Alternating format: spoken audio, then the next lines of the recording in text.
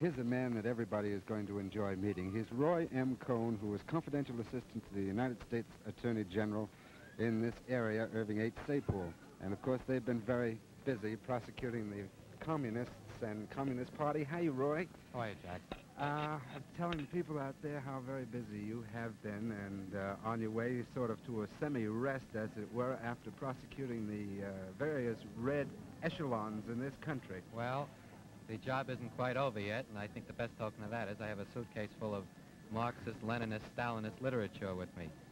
You know, you've been, you go way back, actually. You're a very young fellow, but at the same time, I know you go way back because I think you were in on the Remington deal. I tried part of that case. Yeah, this Dashiell Hammett business, and of course all the various Communist Party members who are being prosecuted at the moment. What can you tell us, Roy, that we might not know from general newspaper coverage of the workings of the party in this country? What can we watch for as individual citizens? Well, of course, the one thing we have to understand at the outset is that the Communist Party is not a political party.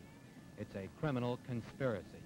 Its object is, as has been established by the verdict of a jury, the overthrow of the government of the United States by force and violence as soon as the right time arrives.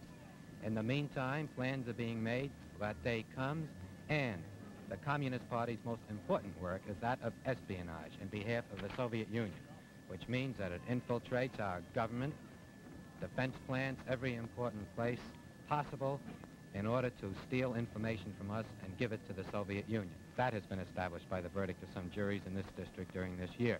Have you found that they really have an efficient common form here, a higher headquarters that directs the party throughout the United States and its various workings? Well, I have no doubt that the orders come directly from Moscow, and I think that they're transmitted in a rather efficient way, if we can characterize something as terrible as that as being efficient.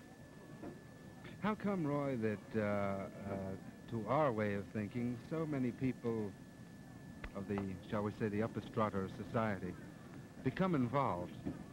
Well, I don't know if there are so many people. I guess that there are some in the so-called upper strata who are involved. I think that it's a great tribute to the average American citizen that the great body of American citizens has been the strongest bulwark in this country for years against communism. And it's been the one group which the communists could never touch. I think that some people in the so-called upper stratas who think that they're a little smarter than they actually are fall to some of this communist double talk and are fooled by the public statements of the Communist Party, which are then the constant references to the Constitution and civil liberties, which are used by this organization which wants to destroy civil liberties as a cover-up for the day when it can, by violent revolution, destroy our democratic government and institute the worst type dictatorship this world has ever known. Do you think that our very active prosecution in the last year has helped to materially cripple the workings of the party? I think it has helped immeasurably. I think that the work of the Federal Bureau of Investigation, work of the Department of Justice in jailing as many of these people as didn't run off and jump bail, and the new indictment and the prosecution of communist leaders in this district has been the worst blow the Communist Party has suffered. And I disagree most strongly with some people who say it doesn't do any good. I think if these people are made to understand that, like any other criminals, when they violate our laws, they will be punished, that will have a strong deterrent effect. And I think that the death sentence imposed by Judge Irving R. Kaufman and the Adams spy trial had a very strong deterrent effect. I think it's been a very good year on the anti-communist front in this country.